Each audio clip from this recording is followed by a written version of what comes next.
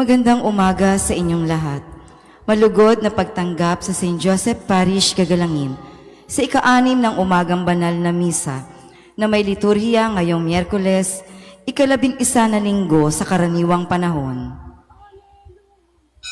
Tumayo po ang lahat at tayo'y makiisa sa Eucharistikong pagdiriwang na pamumunuan ng ating kura paroko, Reverendo Padre Douglas D. Badong.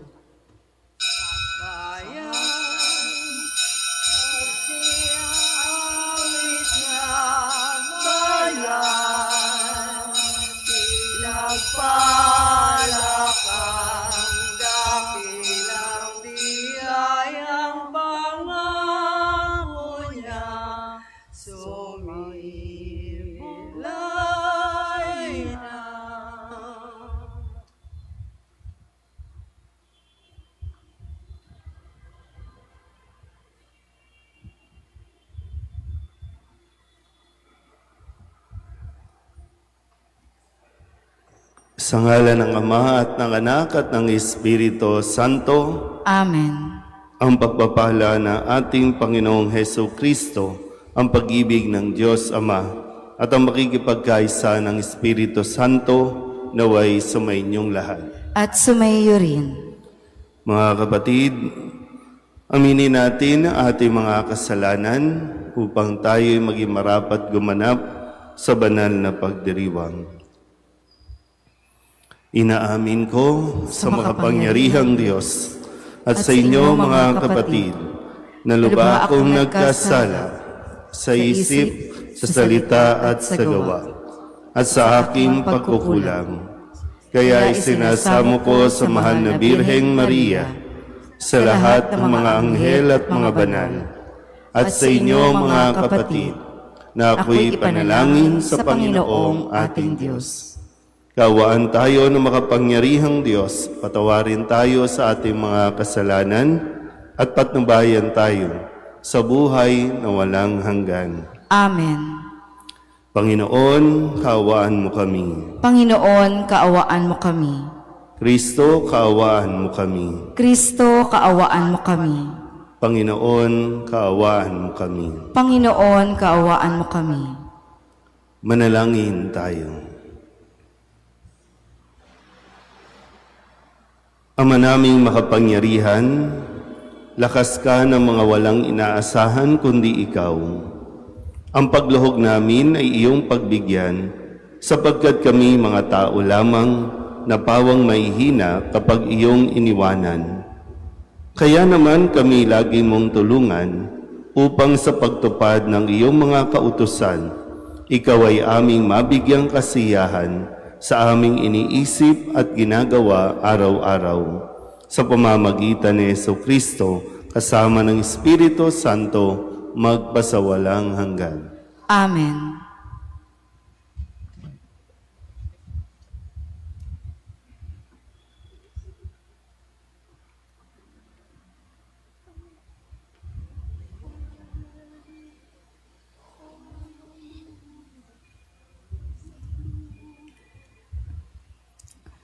Pagbasa mula sa ikalawang sulat ni Apostol San Pablo sa mga taga-Korinto.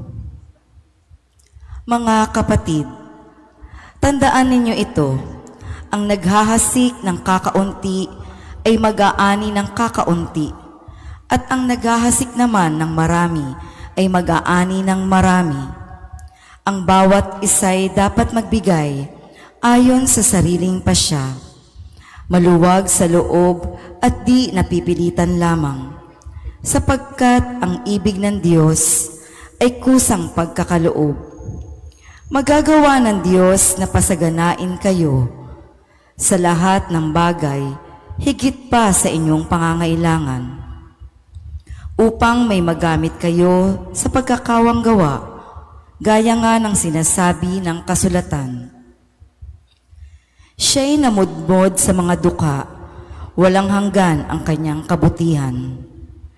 Ang Diyos na nagbibigay ng binhing ihahasik at tinapay na makakain, ang siya ring magbibigay sa inyo ng binhi at magpapalago nito upang mamunga ng sagana ang inyong kabutihang loob. Pasasaganain niya kayo sa lahat ng bagay para lalo kayong makatulong sa marami. Sa gayoy, dadami ang magpapasalamat sa Diyos dahil sa inyong tulong na dadalhin ko sa kanila. Ang salita ng Diyos. Mapalad siya na may takot sa Diyos na magandang loob. Mapalad siya na may takot sa Diyos na magandang loob. Mapalad ang tao na may takot sa Diyos. Siyang sumusunod ng buong alindog. Ang kanyang lipi magiging dakila. Pari mga angkan ay pinagpapala. Mapalad siya na may takot sa Diyos na magandang loob. Magiging sagana sa kanyang tahanan. Katarungan niya ay walang katapusan. Ang taong matuwid, may bait at habag. Kahit sa madilim, taglay ay liwanag. Mapalad siya na may takot sa Diyos na magandang loob. Mabait na lubha, lalo sa mahirap. Ang pagiging matuwid ay di nagwawakas. Buong karangalan siyang itataas. Mapalad siya na may takot sa Diyos na magandang loob.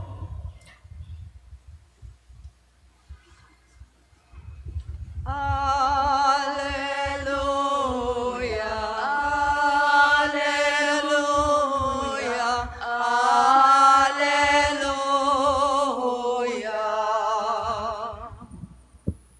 Ang sa akin nagmamahal, tutupad sa aking aral, ang ako'y mananahan. Alleluia,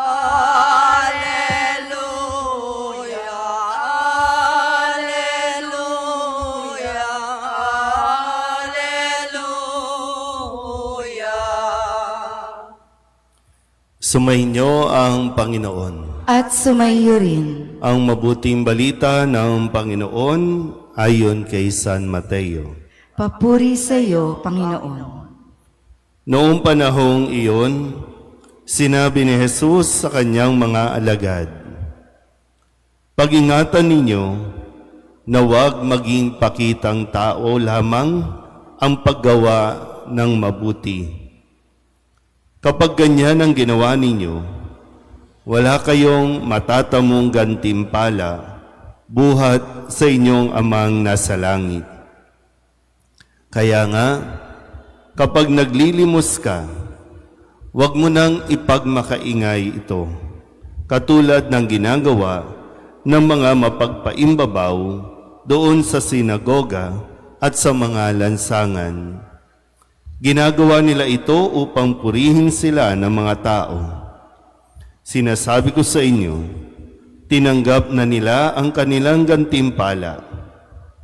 Ngunit kung naglilimos ka, huwag mo nang ipaalam ito kahit sa iyong pinakamatalik na kaibigan upang malihim ang iyong paglilimos. At gagantihan ka ng iyong amang nakakakita ng kabutihang ginagawa mo ng lihim. At kapag nananalangin kayo, huwag kayong tumulad sa mga mapagpaimbabaw. Mahilig silang manalangin ng patayo sa mga sinagoga at sa mga panulokang daan upang makita ng mga tao. Sinasabi ko sa inyo, tinanggap na nila ang kanilang gantimpala. Ngunit kapag mananalangin ka, pumasok ka sa iyong silid at isara mo ang pinto. Saka ka manalangin sa iyong amang hindi mo nakikita at gagantihan ka ng iyong amang nakakakita ng kabutihang ginagawa mo ng lihim. Kapag nag-aayuno kayo, huwag kayong magmukhang malungkot tulad ng mga mapagpaimbabaw. Hindi sila nag-aayos upang malaman ng mga tao na sila'y nag-aayuno. Sinasabi ko sa inyo, Tinanggap na nila ang kanilang gantimpala. Kapag ikaw ay nag-aayuno, mag-ayos ka ng buhok at maghilamos upang huwag mapansin ng mga tao na nag-aayuno ka. Ang iyong amang hindi mo nakikita, ang siya lamang makaalam nito. Siya na nakakakita ng kabutihang ginagawa mo ng lihim, ang gaganti sa iyo. Ang mabuting balita ng Panginoon. Pinupuri ka namin, Panginoong Hesukristo. Isang magandang umaga po sa inyong lahat. Ngayon po ay Miyerkules ng ika-11 linggo sa karaniwang panahon. At sa pagpapatuloy po ng ating Ebanghelyo mula kay San Mateo, ngayong araw na ito, pinaalalahanan tayo ni Jesus na huwag maging pakitang tao lamang. Yung lahat ng ating ginagawa, yung pagtulong sa kapwa, pagdarasal, yung pag-aayuno, hindi pwedeng maging pakitang tao lamang dahil wala itong matatamong anumang ganti o anumang biyaya mula sa ating Panginoon. Kahit ano pang gawin natin na maglulupasay tayo sa pag-aayuno natin sa paningin ng tao, o pwede tayong hangaan, pero tandaan natin, alam ng Diyos kung bakit natin ito ginagawa. Kaya nga yung paalala ni Jesus sa ating Ebanghelyo, sikapin natin, huwag maging pakitang tao ang lahat ng ating ginagawa, maging ang kabutihan. Kasi ngayon, no, sa panahon natin, para bang tinatanggap na natin yung artificial. Hindi lang artificial intelligence, no, ang dinadaya natin. Pati yung ating pag-uugali, ginagawa nating artificial. Pakitang tao lang. Na marami, no, talagang sa paningin ng tao, napakabait, napaka-generous. Pero pag inisip mo, talaga bang mapagbigay ang taong ito? Generous ba talaga ito? O investor ito? Kasi kaya nagbibigay, nag-i-invest. At pag nag-i-invest, nag-i-expect ito ng something in return pagdating ng araw. So dahil ba nagbigay siya, mabait ka na? Dahil ba nagbigay siya, generous ka na? Pati pagkakawang gawa ngayon, pinagkakakitaan, ginagawa na nga lang content ngayon ang pagtulong sa kapwa. Pagtulong ba talaga yon? Kasi kailangan natin mamulat din, no? Dahil baka masanay tayo na pinipeke natin ang ating pong mga sarili. Baka makalimutan natin kung sino nga talaga tayo. Yung identity natin, makakalimutan na natin. Sa sulat ni San Pablo sa mga taga-Corinto, maganda po itong paalala niya na kaya tayo binibiyayaan ng Diyos ng higit pa sa kailangan natin.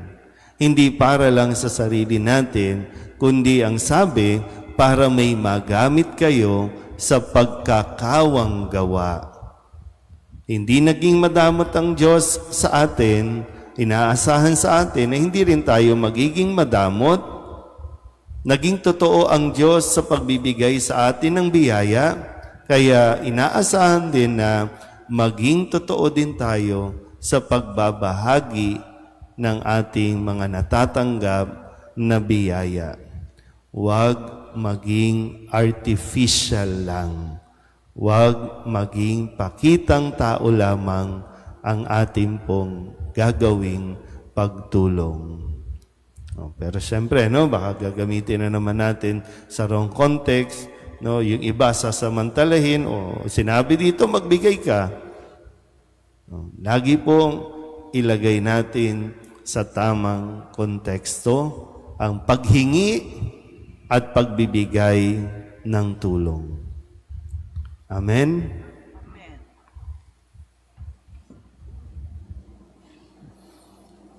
Manalangin tayo sa Diyos ng katotohanan at pag-ibig para sa mga biyaya ng katotohanan at katapatan sa simbahan at sandaigdigan. Ang ating pong itutugon, Panginoon, dinggin mo ang aming panalangin. Panginoon, dinggin mo ang aming panalangin. Ang simbahan naway isaloob ang gawain at misyon ng pagpapanibago upang malinaw na maunawaan ng lahat si Kristo. Manalangin tayo sa Panginoon. Panginoon, dinggin mo ang aming panalangin. Ang mga pari at mga relihiyoso naway maging mga masigasig na tagapagpahayag ng Ebanghelyo sa pamamagitan ng pagsaksi sa kanilang sariling buhay. Manalangin tayo sa Panginoon. Panginoon, dinggin mo ang aming panalangin. Ang mga lingkod pangmamamayan at komunidad naway maging tapat at hindi makasarili sa kanilang gawain ng paghahatid ng katarungan, karangalan at pagkakaisa sa mga taong kanilang pinaglilingkuran. Manalangin tayo sa Panginoon. Panginoon, dinggin mo ang aming panalangin. Ang mga may sakit at mga nabibigatan sa buhay, naway makita ang di karaniwang pag-ibig at pagkalinga ng Diyos sa pamamagitan ng kanilang mga kapamilyang nag-aalala sa kanilang kapakanan. Manalangin tayo sa Panginoon. Panginoon, dinggin mo ang aming panalangin. Ang mga yumao naway masiyahan sa walang hanggang kapayapaan ng Diyos. Manalangin tayo sa Panginoon. Panginoon, dinggin mo ang aming panalangin. Idulog din natin sa Panginoon ang ating mga personal na kahilingan at mga panalangin para sa ating mga pamilya, kasama din ang mga kahilingan ng mga nanonood sa online.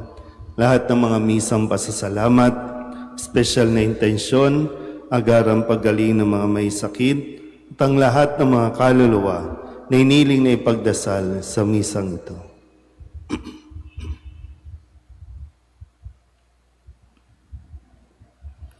Ang lahat ng ito ay iniling namin sa ngalan ni Kristong aming Panginoon. Amen. Kunin at tanggapin ang alay na ito, mga biyayang nagmula sa pagpapala mo. Tandaan ang bawat pusong pagkatinibig mo, ngayon'y nananalig, nagmamahal sa'yo.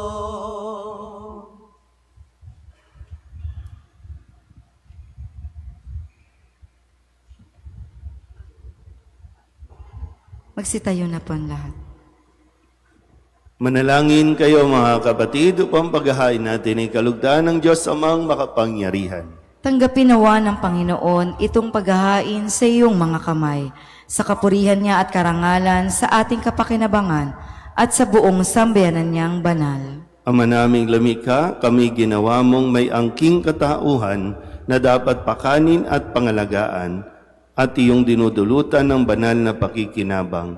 Ipagkaloob mong kami huwag magkulang sa mga inuukol mo sa aming kapakanan sa pamamagitan ni Jesucristo kasama ng Espiritu Santo magpasawalang hanggan. Amen. Sumainyo ang Panginoon. At sumayo rin, Itaas sa Diyos ang inyong puso at diwa. itinaas na namin sa Panginoon. Pasalamatan natin ang Panginoong ating Diyos. Marapat na siya ay pasalamatan.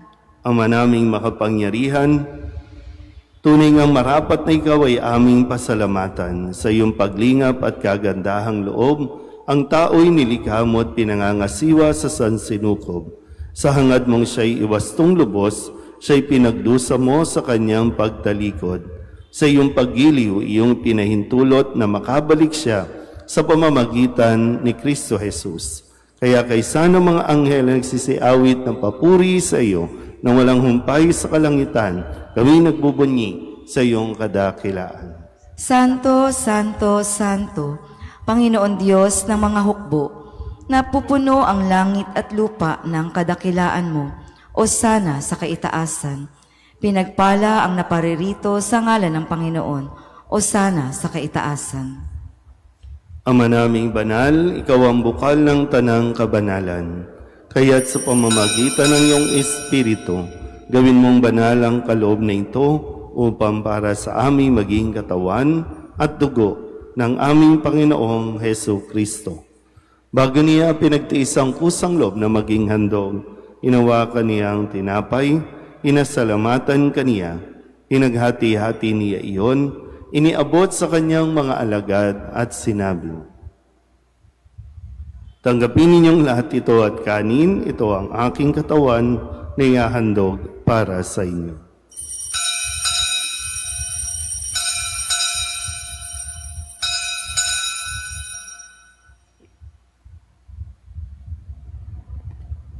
Gayun din naman nang matapos ang hapunan, inawakan niya ang kalis, muli kaniyang pinasalamatan.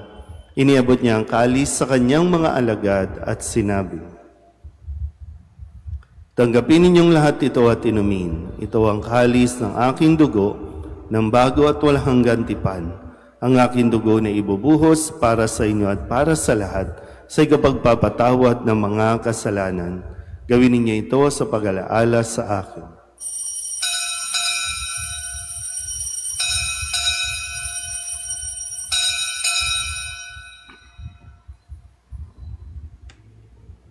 Ipagbunyi natin ang misteryo ng pananampalataya. Si Kristo'y namatay, si Kristo'y nabuhay, si Kristo'y babalik sa wakas ng panahon. Ama, ginagawa namin ngayon ang pag-alaala sa pagkamatay at muling pagkabuhay ng iyong anak. Kaya tiniaalay namin sa iyo ang tinapay na nagbibigay buhay at ang kalis na nagkakaloob ng kaligtasan. Kami nagpapasalamat dahil kami iyong minarapat na tumayo sa harap mo para maglingkod sa iyo. Isinasamo namin kami magsasalo-salo sa katawan at dugo ni Kristo ay mabuklod sa pagkakaisa sa pamamagitan ng Espiritu Santo. Ama, lingapin mo ang iyong simbahang laganap sa buong daigdig. Puspusin mo kami sa pag-ibig kaysa ni Leon na aming Papa at ni Jose na aming Obispo at ng Tanang Kaparian. Alalahanin mo rin ang mga kapatid naming nahimlay na may pag-asang sila'y muling mabubuhay, gayon din ang lahat ng mga pumanaw. Kawaan mo sila at patuloyin sa iyong kaliwanagan. Kawaan mo at pagintapating kaming lahat na makasalo sa iyong buhay na walang wakas. Kaysa ng mahal na Birheng Maria na ina ng Diyos, ng kabiyak ng puso niyang si San Jose. Kaysa ng mga apostol at ng lahat ng mga banal na namuhay dito sa daigdig ng kalugod-lugod sa iyo, may pagdiwang nawa namin ang papupuri sa ikararangal mo sa pamamagitan ng iyong anak na aming Panginoong Heso Kristo. Sa pamamagitan ni Kristo, kasama niya at sa Kanya, ang lahat ng parangal at papuri ay sa iyo, Diyos Amang makapangyarihan, kasama ng Espiritu Santo, magpasawalang hanggan. Amen. Amen.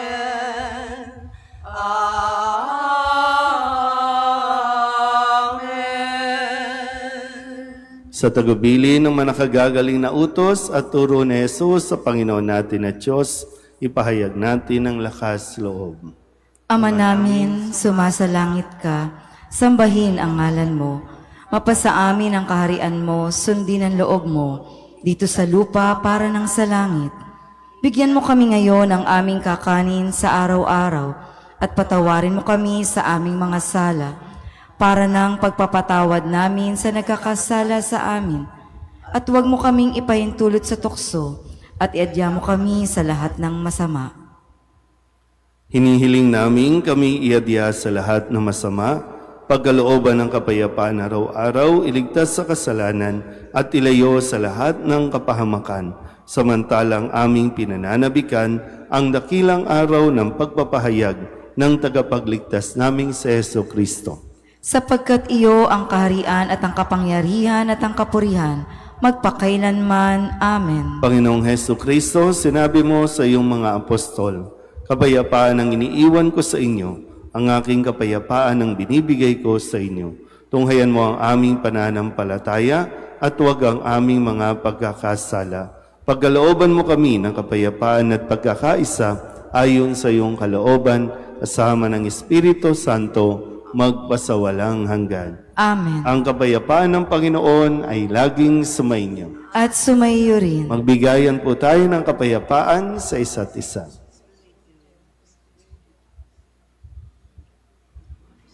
Kordero ng Diyos na nag-aalis ng mga kasalanan ng sanlibutan, maawa ka sa amin.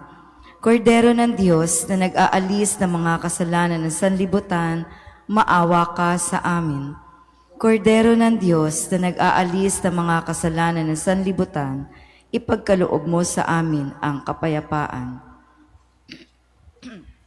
Ito ang kordero ng Diyos. Ito ang nag-aalis ang kasalanan ng sanlibutan. Mapalad ang mainaniyahan sa kanyang piging. Panginoon, hindi ako karapat-dapat na magpatuloy sa iyo, ngunit sa isang salita mo lamang ay gagaling na ako.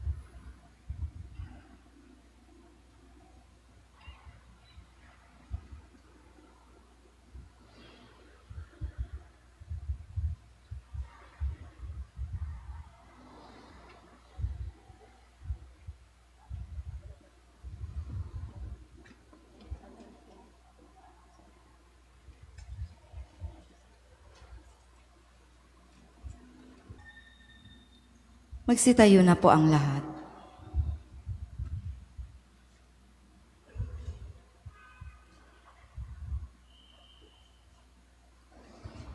Manalangin tayo. Ama naming mapagmahal, ang pinagsaluhan naming banal na pakikinabang na nagpapahiwatig ng iyong pakikiisa sa tanang naritong nakikipagdiwang ay magdulot nawa ng pagkakaisa sa iyong sambayanan sa pamamagitan ni Jesucristo kasama ng Espiritu Santo magpasawalang hanggan. Amen. Sumainyo ang Panginoon. At sumaiyo rin. At pagpalain kayo ng makapangyarihang Diyos, Ama at Anak at Espiritu Santo. Amen. Tapos sa banal na misa, mayo tayo sa kapayapaan ni Kristo. Salamat sa Diyos. Magandang umaga po. San Jose, pinta kasing ibig, tanggulan at lakas, buong pananalig. Kami po'y ipagadya sa mga panganib, kami naway laging kukupin ng langit. Santo, Amen. Luwalhati sa Ama, sa Anak, sa Diyos, sa Espiritu Santo.